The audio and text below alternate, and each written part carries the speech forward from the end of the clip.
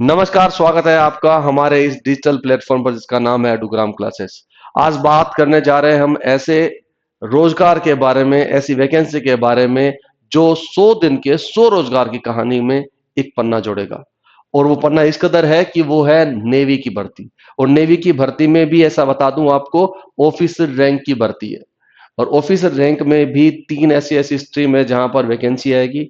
अगर आपने ग्रेजुएशन यानी ग्रेजुएशन बोले तो आपने बीटेक या बीई कर रखा है तो आप इसके लिए एलिजिबल हो। साथ में अगर आपने एमएससी कर रखी है तो भी आप एलिजिबल हो, एमबीए कर रखी है तो भी आप एलिजिबल हो, एमसीए कर रखी है तो भी आप एलिजिबल हो। इवन और भी बाकी और स्ट्रीम्स है जहां पर आप उसकी वैकेंसी का फायदा उठा सकते हो और बिना कोई पेपर दिए और बिना कोई दौड़ भाग के सीधे डायरेक्टली आप नेवी के ऑफिसर बन जाओगे। अब सवाल उठता है कि भाई नेवी का मतलब वैकेंसी होगी, अगर फौज की भर्ती होती है उसमें दौड़ नहीं है, फिजिकल नहीं है, भागना नहीं है, पेपर नहीं है, तो फिर होगा क्या?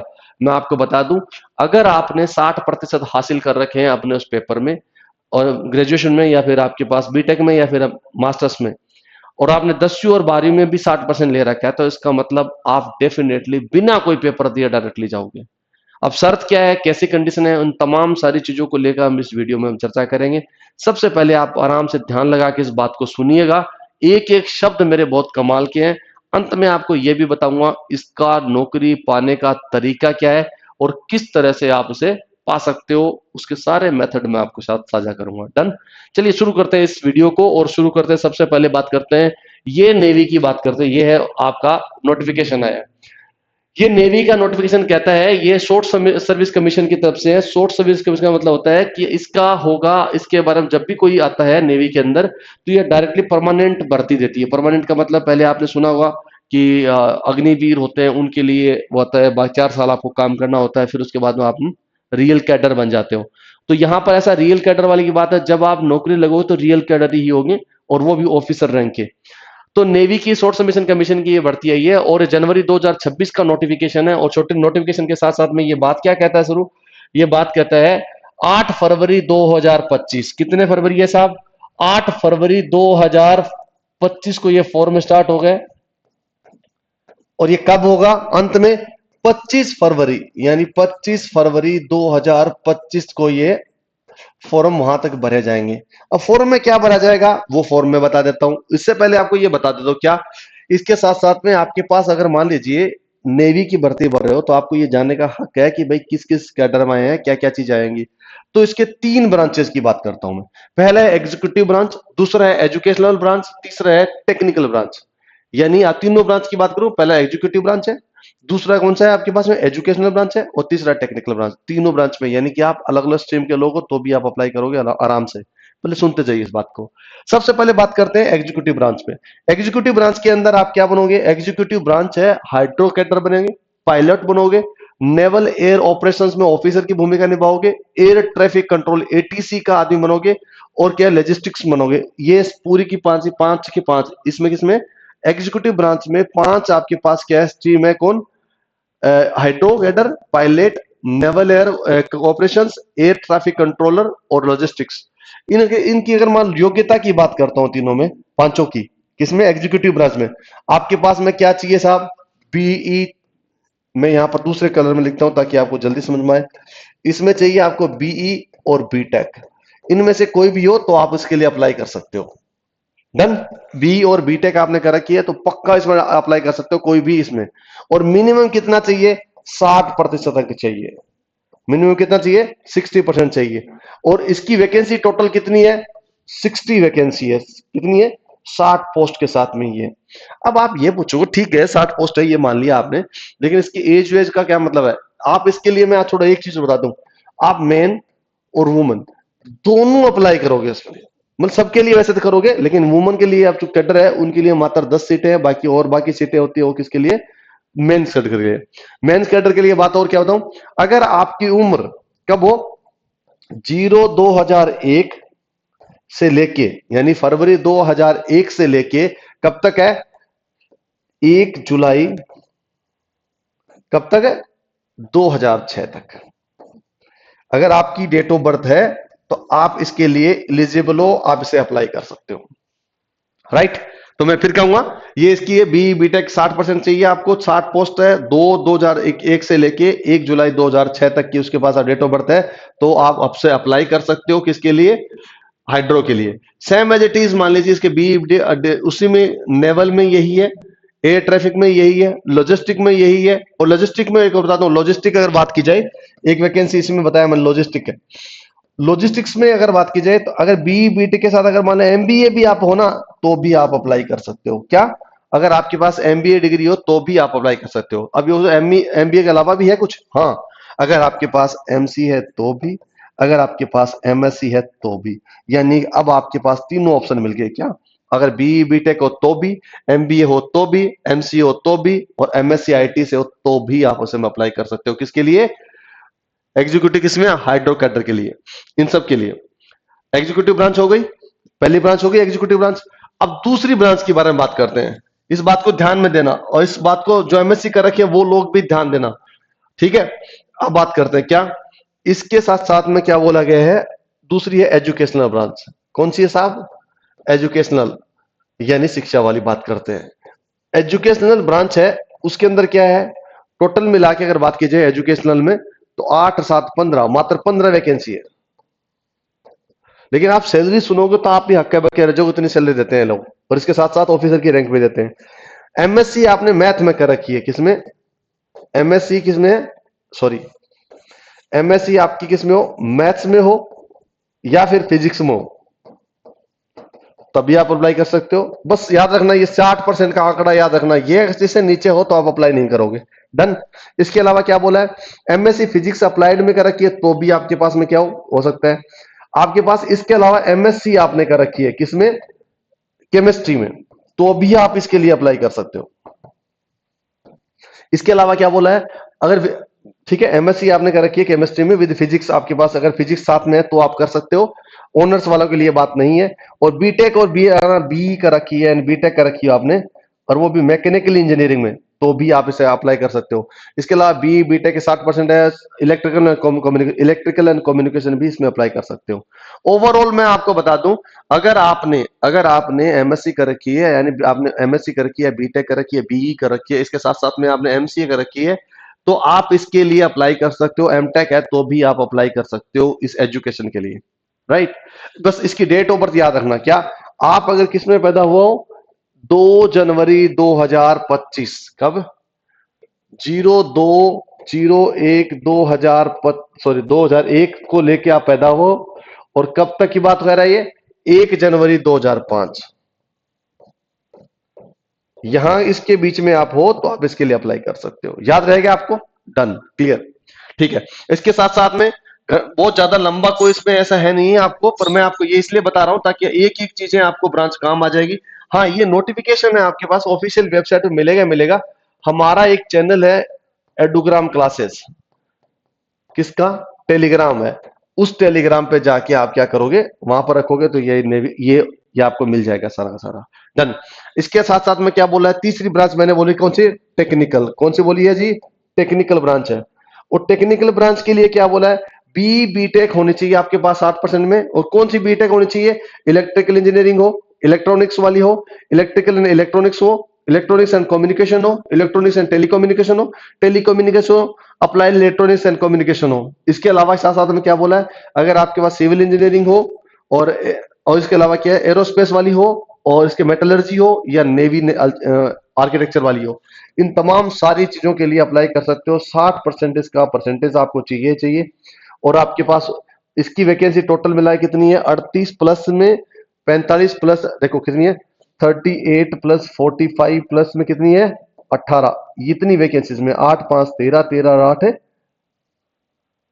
8 5 13, और 13 और 8 कितने हो गए साहब? 21। और इसके बाद 3 4 5 5 है 6 1 7, 71 वैकेंसी है। लो, डन। ये वैकेंसी है। बस उम्र आपको क्या बोला गया है? 2 जून, कितना बोला है?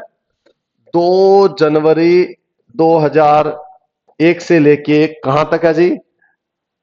1 जुलाई 2006 तक आप अप्लाई कर सकते हो। इतनी डेट ऑफ बर्थ आपकी है। डन।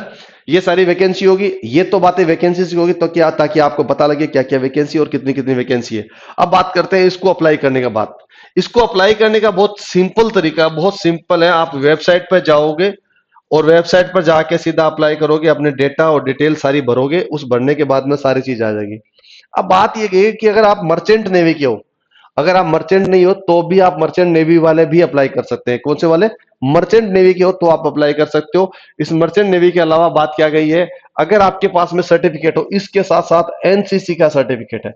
अगर एनसीसी का सी सर्टिफिकेट आपके पास में है, तब जब मेरिट बनेगी तो आपको प्लस में आपको 5% अंक जुड़ जाएंगे। यानी किसी के नंबर आपके पास में, मान लीजिए टोटल मिला के 212 नंबर भरने हैं और मेरिट निकली है 214-15 की, तो 5% आपका नंबर जुड़ जाएगा, इसमें ऐड हो जाएगा और आप आगे निकल जाओगे। तो एनसीसी सर्टिफिकेट के लिए स्पेशली ये दिया गया है। इसके साथ साथ में क्या दिया गया है साहब, इसमें कैंडिडेट मैंने बता दिया, जो बच्चे इंजीनियरिंग कर चुके हैं, वो एमएससी कर चुके हैं, वो एमसीए कर चुके हैं, वो एमएससी के अलावा एमटेक कर चुके हैं, वो एमबीए कर चुके हैं, वो अप्लाई कर सकते हैं इसके अंदर। ठीक है। अब प्रोसीजर क्या है साहब, सबसे पहले तो आप अप्लाई करोगे। क्या करोगे? आप अप्लाई करोगे फॉर्म, और वो कौन सा होगा? ऑनलाइन अप्लाई करोगे। जैसे ऑनलाइन अप्लाई करोगे तो इसमें हो जाएगा शॉर्ट लिस्टेड। क्या हो जाएगा? Short listed. यानी शॉर्ट लिस्टेड का मतलब हो गया, जैसे ही आप ऑनलाइन करोगे तो शॉर्ट लिस्ट कर देंगे इसमें मेरिट है या नहीं है। और हाँ, याद रखना 10वीं और 12वीं, क्या याद रखना, क्या याद रखने वाली बात बहुत इंपॉर्टेंट है, 10वीं और 12वीं, इसमें आपके पास में कितने चाहिए? 60% अंक चाहिए। याद रखना इस बात के लिए। ग्रेजुएशन तो बात अलग है, 10वीं 12वीं में भी चाहिए। खैर, अप्लाई करेंगे किसमें? ऑनलाइन अप्लाई में, फिर शॉर्ट लिस्ट हो जाएंगे, यानी कि कोई डाटा खराब रखे तो हट जाएंगे, बाकी चीज होंगी। उसके बाद आएगा आपके पास में क्या? आपके पास कॉल लेटर। और कॉल लेटर के बाद में आपका होगा, सबसे पहले होगी एसएसबी। और यही सबसे बड़ा फेज है जिसमें एसएसबी की बात करता हूं। जब एसएसबी होगी तो इसमें सबसे पहले आ गया कॉन्फ्रेंस राउंड। कॉन्फ्रेंस राउंड, अब बात करते हैं यहां पर क्या है कॉन्फ्रेंस राउंड। क्या है साहब, मैं आपको चिता दूं। कॉन्फ्रेंस राउंड का अंदर यह होता है कि जब भी सबसे पहले आप एसएसबी में जाते हो, तो ये कहा जाता है कि जब, जैसे मान लीजिए आपका भोपाल नंबर आया, तो आप भोपाल में एसएसबी देने गए, और वहां पर जाने के बाद में आपको क्या किया जाएगा, आप अंदर जाओगे, खाना वाना खाओगे, बैठोगे, उसके बाद अगले दिन आपका होगा कॉन्फ्रेंस राउंड। उसमें होती है स्टोरी टेलिंग। क्या होती है? Story telling. एक आपको इमेज दिखाई जाएगी, आपको कोई भी इमेज, जैसे मान लीजिए एग्जांपल के तौर पर मैं मान लीजिए ये इमेज दिखाता हूं, इस तरह से एक इमेज दिखा दी, और इमेज आपके पास थोड़ी देर इमेज रहेगी, उसके बाद वो इमेज देखने के बाद आपको बंद कर दिया जाएगा। एक आपके पास में पेज दिया जाएगा। अब ये कहा जाएगा इसकी स्टोरी आप लिखोगे। स्टोरी का मतलब, स्टोरी क्या होगा? स्टोरी साहब बहुत सिंपल प्रोसेस है। क्या इसके पास में आपको एक दिखा, ये चीज है, ये व्यक्ति है, तो स्टोरी से फिल्मों में नहीं होती क्या, कि सबसे पहले इसकी कहानी बनाओगे एक। स्टोरी के पास में क्या होगा, स्टोरी के बाद में क्या होगा, स्टोरी के अंदर ट्विस्ट आना जरूरी है। और ट्विस्ट में आखिरी में एक पॉजिटिव क्या होना चाहिए, एक पॉजिटिव उसका सारांश होना चाहिए, यानी पॉजिटिव उसका क्या होना चाहिए, रेस्पॉन्स होना चाहिए। ठीक है। आखिरी में फिल्मों में नहीं होता क्या कि एक हीरो था, गुंडों से लड़ा, और उड़ने के बाद में एक कहानी को लगा, आखिरी में जगह जीता और वही देशभक्त कहलाया, वही हीरो बना। इसका मतलब यही होता है। इसमें स्टोरी जब आप इसकी बनाओगे तो आपको क्या करना पड़ेगा, एक स्टोरी का आखिरी में जाके एक एक रिजल्ट देना पड़ेगा, और आउटपुट फीडबैक ऐसा होना चाहिए जो बहुत ही क्लासी हो। जब ये सब लोग, आप कहोगे मेरी अकेले कहोगे नहीं, अब सब लोग अपनी अपनी स्टोरी लिखेंगे। जैसे मान लीजिए ये सारी स्टोरी लिख रहे हैं, लिख दिया ये सारे। अब क्या होगा, अब कॉन्फ्रेंस हॉल में बैठोगे, उसके बाद इन स्टोरी में से एक ऐसा हो जो स्टोरी टेलर होगा। कौन होगा वो? कौन होगा? स्टोरी टेलर होगा। अब स्टोरी टेलर का मतलब क्या हुआ, अब वो इसको स्टोरी बताएगा। ठीक है। जब आपने कहानी लिख दी सारी, आपके पास 1 मिनट का फिर वक्त मिलेगा कि आप कहानी में चेंज करना चाहते हो, लिख सकते हो। वो लिख दिया मैंने, डन।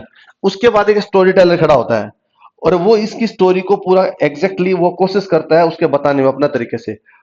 जो स्टोरी टेलर होता है ना, वो सच में बहुत कमाल की चीज होती है। आपको अगर जब जाते हो, आप इस नंबर पर आता है, कॉन्फ्रेंस में आते हो, तो स्टोरी टेलर बनना।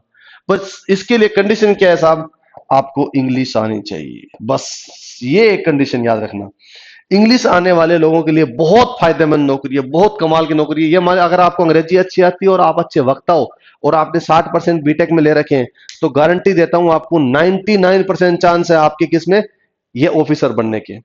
ठीक है। यहां जैसे ही आप स्टोरी टेलिंग कहते हो, आप पहले राउंड में जब भी होता है तो कॉन्फ्रेंस आउट होते हैं, लगभग लगभग जो बच्चे होते हैं ना, कितने बच्चे, मान लीजिए 80% बच्चे होते हैं, यहां से जो आएंगे ना 80% या 90 बोलते हैं, 80% होते हैं किस में आउट होते हैं, कॉन्फ्रेंस आउट होते हैं।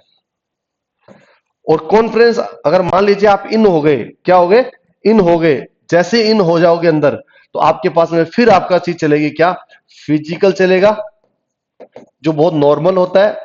और उसके बाद जो मेन इंपॉर्टेंट जो वो होगा ग्रुप डिस्कशन। क्या, ग्रुप डिस्कशन चलेगा। अब आप कहोगे इसको बोलते हैं जीडी, क्या बोलते हैं इसको, जीडी यानी ग्रुप डिस्कशन चलेगा। और वो जीडी राउंड में वही जीतता है, जैसे मान लीजिए मैं एग्जांपल देता हूं, क्या आपको एग्जांपल का टाइप देता हूं, आपके पास दो टॉपिक दे दिए गए, क्या, इलेक्ट्रॉनिक मीडिया और साथ में दे दिया प्रिंट मीडिया। ये जिससे मान लीजिए ये दो ग्रुप बना दिया आपके पास में, और ये दो टॉपिक दे दिया आपको, इलेक्ट्रॉनिक मीडिया और प्रिंट मीडिया। अब दोनों के बीच में बहस होगी, और जो अंग्रेजी आपको अच्छी आती है, इसके साथ में लॉजिक भी अच्छे होते हैं, तो आप उसमें नंबर आपके ऐड होते जाते हैं। और ये कितने दिन चलता है साहब, 5 डेज प्रोग्राम है। और 5 दिन में बाद में क्या होता है, मैं चीज ये बता दूं, आफ्टर 5 डेज इसका सीन क्या होता है, उसके बाद आती है मेरिट। और मेरिट जो आउट होती है, तो इसमें दो चीज आती है, क्या आपका, या तो सिलेक्शन, और दूसरा क्या है, आप मेरिट आउट हो, यानी यहां से आप क्या हो जाते हो, बाहर हो जाते हो। तो कम अमूमन आप सुनते हो कि इसके बाद अगर जैसे कंडीशन आती है तो मेरिट आउट हो जाते हो, है ना। और या फिर आपके पास कॉन्फ्रेंस, कॉन्फ्रेंस आउट होने के चांसेस ज्यादा होते हैं, क्योंकि वो पहले पहले आप जानते नहीं हो, उसके अकॉर्डिंग आप रख नहीं सकते। डन। अब सुनिए मेरी बात, ये पूरी की पूरी चीज बता दी मैंने। अब चीजें बताता हूं, और अच्छी बात, क्या आपको मैंने ये चीज बता दी, अप्लाई करिए किसमें, अप्लाई करके, और उसके बाद आपको कॉन्फ्रेंस, कॉन्फ्रेंस के बाद में जीडी राउंड, सब कुछ फिजिकल राउंड, फिर आपके पास में क्या आएगी, फाइनल लिस्ट। और फाइनल लिस्ट के बाद में क्या हो जाएगा, आपका सिलेक्शन हो जाएगा। ये एक प्रोसीजर है। ये प्रोसीजर पूरा करने के साथ, इसके साथ साथ में क्या चीज होती है, मैं वो भी बता देता हूं। अगर आपको इसके बारे में और भी चीज जानना है तो बिल्कुल जानिए, मैं आपको बता दूं, मैं खुद इसका एक पार्टिसिपेट कर चुका हूं। ठीक है। हाँ, अब इसके बाद में क्या है, इसके बाद ट्रेनिंग होगी, ट्रेनिंग के बाद अकॉर्डिंग उस पर काम होगा। अब बात करते हैं पे स्केल की।